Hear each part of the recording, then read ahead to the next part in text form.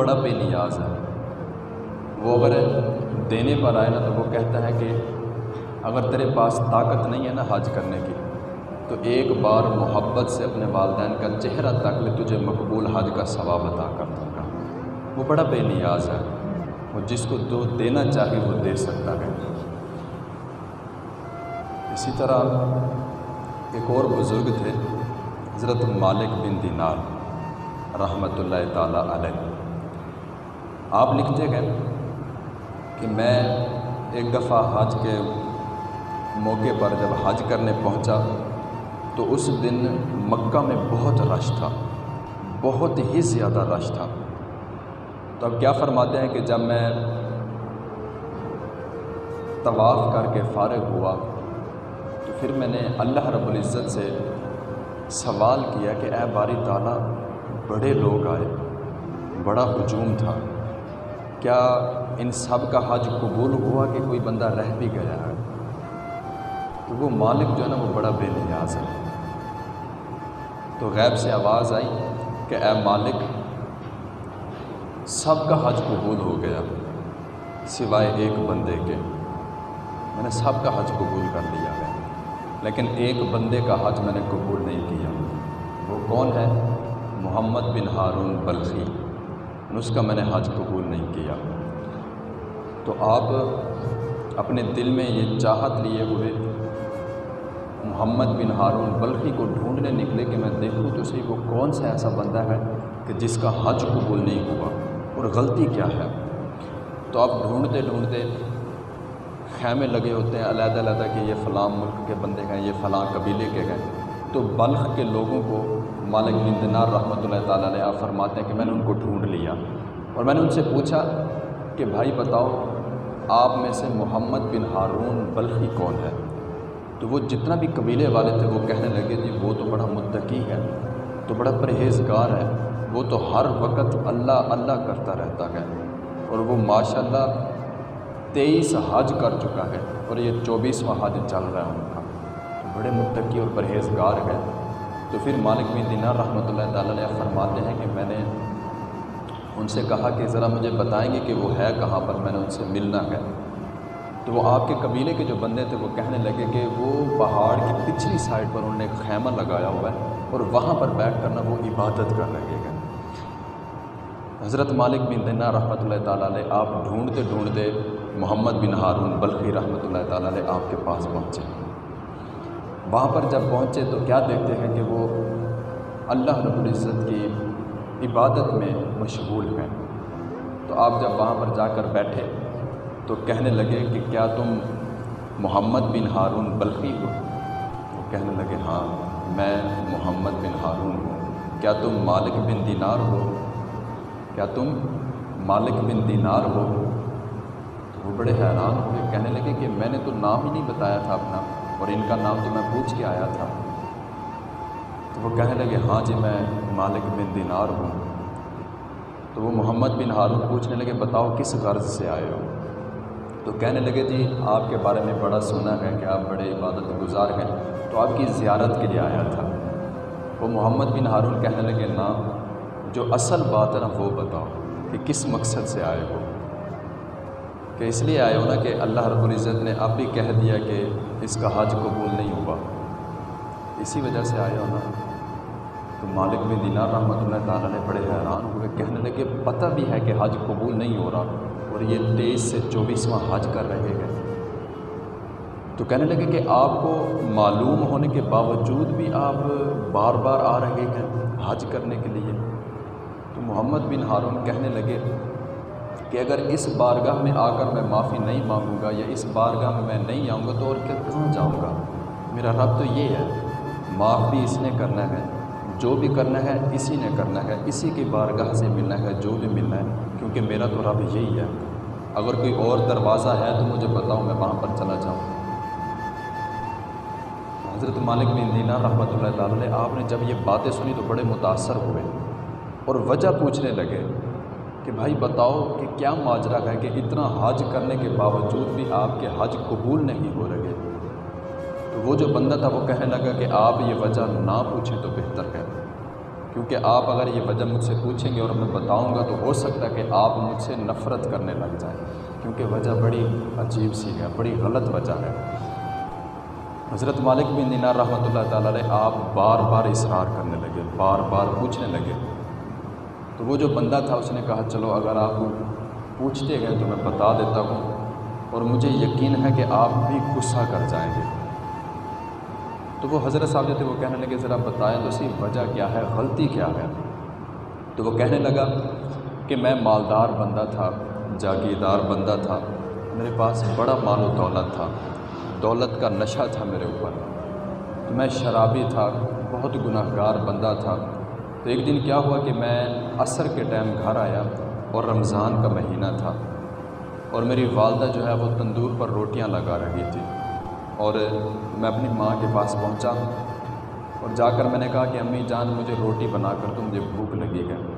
تو میری امی جان نے کہا کہ اگر روزہ نہیں رکھتا تو کم از کم روزے داروں کا ہی خیال رکھ لیا کر، کم از کم اس ماہ مقدس کا ہی احترام کر لے اور باز آ جا۔ تو وہ کہنے لگے کہ میں نشے کی حالت میں تھا، دھت تھا نشہ پی کے، تو مجھے غصہ آیا، تو میں نے اپنے گناہ گار ہاتھوں سے اپنی ماں کو ایک تھپڑ مار دیا، اور اتنا زور سے تھپڑ مارا کہ میری ماں جو تھی وہ تندور میں جا گری۔ پھر مجھے نہیں پتہ کہ کیا ہوا، پھر عوام اکٹھی ہو گئی، میں نشے کی حالت میں تھا، تو مجھے کمرے میں بند کر دیا گیا۔ ساری رات میں آوازیں سنتا رہا، چیخیں سنتا رہا، رونے کی آوازیں آتی رہی، لیکن میرا اپنے اوپر بس نہیں تھا، مطلب مجھے پتہ نہیں تھا، میں اپنے ہوش میں نہیں تھا۔ تو اگلے دن جب میری آنکھ کھلی تو میں نے کیا دیکھا کہ جو میری بیوی تھی وہ الماری سے کپڑے اٹھا رہی ہے اور جانے کی تیاری کر رہی ہے۔ تو میں نے پوچھا کہ تو کہاں جا رہی ہے؟ تو وہ کہنے لگی کہ میں ماں کے قاتل کے ساتھ زندگی نہیں گزار سکتی، میں ماں کے قاتل کے ساتھ زندگی نہیں گزار سکتی، یہ میرے بس کی بات نہیں ہے۔ تو وہ کہنے لگا کیا میری ماں قتل ہو گئی ہے؟ کہنے لگی ہاں تیری ماں قتل ہو گئی ہے، اور تو نے ہی قتل کیا اس کو، تیرے ہاتھوں قتل ہوئی۔ تو وہ کہنے لگا کہ مجھے اٹھایا کیوں نہیں، مجھے میری ماں کی زیارت کیوں نہیں کروائی؟ تو آپ کی بیوی کہنے لگی کہ تیری ماں کی آخری وصیت تھی کہ اس کو میرا منہ نہ دکھانا، اس کو میرے جنازے میں بھی نہ آنے دینا، اور مجھے پہلے ہی دفنا دینا، اس کو میرے شکل نہ دیکھنے دینا، یہ ان کی آخری وصیت تھی۔ تو وہ فرمانے لگے کہ میری بیوی یہ بات کہتے ہوئے وہاں سے چلی گئی، اور جس ہاتھ سے میں نے اپنی ماں کو تھپڑ مارا تھا وہی ہاتھ میں نے کلہاڑے کے ساتھ کاٹ دیا، اور میرے پاس جتنا بھی مال و دولت تھا وہ میں نے سارا اللہ کے راستے میں خرچ کر دیا، اور پھر میں نکل پڑا اس راستے پر۔ اب میں ہر سال آتا ہوں، دعا مانگتا ہوں، معافی مانگتا ہوں۔ پھر کیا ہوتا ہے کہ جب آخری موقع ہوتا ہے، کوئی اللہ کا نیک بندہ آتا ہے، کہتا ہے بھاگ جا، تیرا حج قبول کوئی نہیں ہوا، تو ماں کا گناہ گار بندہ ہے، تو ماں کا نافرمان ہے، تیرا حج قبول نہیں ہوا، جا دوڑ جا یہاں سے۔ تو میں ہر سال آتا ہوں، اور ہر سال آخری وقت میں مجھے یہی آواز سنائی دیتی ہے کہ تیرا حج قبول نہیں ہوا۔ حضرت مالک بن دینار رحمۃ اللہ تعالیٰ علیہ آپ نے آگے لکھا کہ جب میں نے یہ سارا ماجرا سنا تو پھر میں نے بھی ایک تھپڑ دے مارا کہ تو ہے اسی لائق کہ تو اپنی ماں کا نافرمان ہے، تو نے اپنی ماں کو قتل کر ڈالا، اس ماں کو کہ جس نے 9 مہینے تجھے اپنے پیٹ میں رکھا، جس نے اپنی چھاتی کا دودھ تجھے پلایا، تیرا خشک گلا تر کیا، تو نے اس کو قتل کر دیا کہ تو معافی کے لائق نہیں ہے۔ آپ فرمانے لگے میں نے بھی اس کو تھپڑ مارا اور وہاں سے غصے میں آ گیا، واپس پلٹ آیا اپنے گھر کو۔ پھر کیا ہوا کہ آپ فرماتے ہیں کہ میں جب رات کو سویا ہوا تھا تو خواب میں مجھے حضور پاک علیہ الصلوۃ والسلام کی زیارت ہو گئی، حضرت مالک بن دینار رحمۃ اللہ تعالیٰ علیہ۔ آپ فرماتے ہیں کہ حضور پاک علیہ الصلوۃ والسلام میرے خواب میں آئے اور مجھے فرمانے لگے کہ اے مالک بن دینار، یہ تو نے کیا کیا؟ تو اس بندے کو رب کی رحمت سے مایوس کر آیا۔ تو آپ فرماتے ہیں، آپ عرض کرنے کے آگے سے کہ یا رسول اللہ اس کا گناہ ہی بہت بڑا ہے۔ تو حضور پاک علیہ الصلوۃ والسلام نے یہ مختصر آپ نے آگے سے ارشاد فرمایا کہ اے مالک بن دینار، یہ جو گناہگار بندہ ہے بار بار حج کرنے کو آ رہا ہے، دیکھنا یہی بندہ اپنی ماں کی وجہ سے بخشا جائے گا، یہی ماں ہوگی جو اس کی بخشش کے لیے اللہ رب العزت کے ہاں سفارش کرے گی۔ حضرت مالک بن دینار کہنے لگے کہ وہ کیسے؟ تو حضور پاک علیہ الصلوۃ والسلام نے ارشاد فرمایا کہ قیامت کا دن ہوگا، جنت اور دوزخ کے فرشتے کھڑے ہوں گے، اعمال تل رہے ہوں گے، تو جب اس کی باری آئے گی تو اللہ رب العزت حکم فرمائے گا کہ اس کی ماں کو لے کر آؤ۔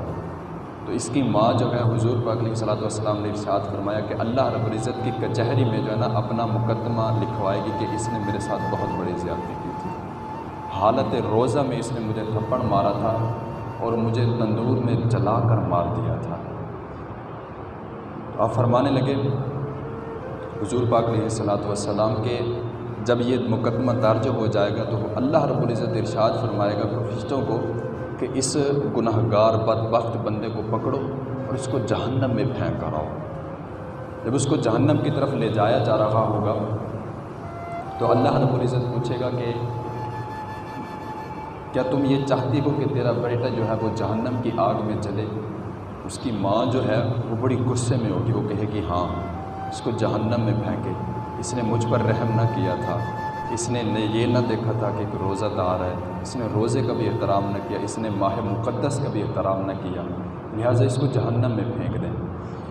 تو پھر کیا ہوگا کہ دیکھتے ہی دیکھتے وہ جو بچہ ہوگا وہ پیچھے مڑ کر دیکھے گا کہ میری ماں کھڑی ہوئی ہے اور آواز لگا کہ امی جان یہ مجھے آج جلانے لگے گئے، مجھے جہنم میں پھینکنے لگے گئے، مجھ سے یہ چیز برداشت نہیں ہوتی۔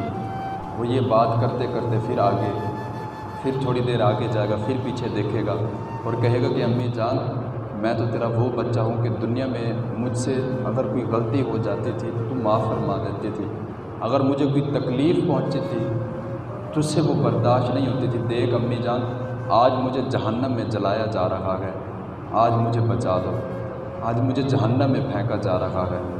تو وہ جو اس کی ماں ہوگی وہ پھر اللہ رب العزت کی بارگاہ میں عرض کرے گی کہ اے باری تعالیٰ میں نے اس کو معاف کر دیا، میں نے اس کو معاف کر دیا، لہٰذا تو بھی اس کو معاف کر دے۔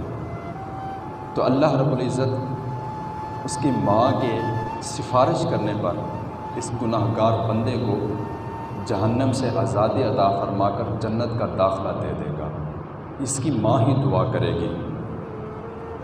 میرے بھائیو دیکھو کہ اتنا ظلم کرنے کے بعد ماں باپ جو ہیں اپنے بچوں سے اتنا پیار کر رہے ہیں، لیکن ہمارے دل میں، ہمارے ذہن میں اور ہماری سوچوں میں کہیں پر بھی ماں باپ کے بارے میں حسن ظن نہیں ہے، ان کے ساتھ محبت اور سلوک اور پیار کا کوئی پہلو ہی نہیں ہے۔ جہاں بھی دیکھو ہر دوسرے گھر کی داستان ہے کہ بچہ جو ہے ماں باپ کا نافرمان ہے، ہر دوسرے گھر کی داستان ہے۔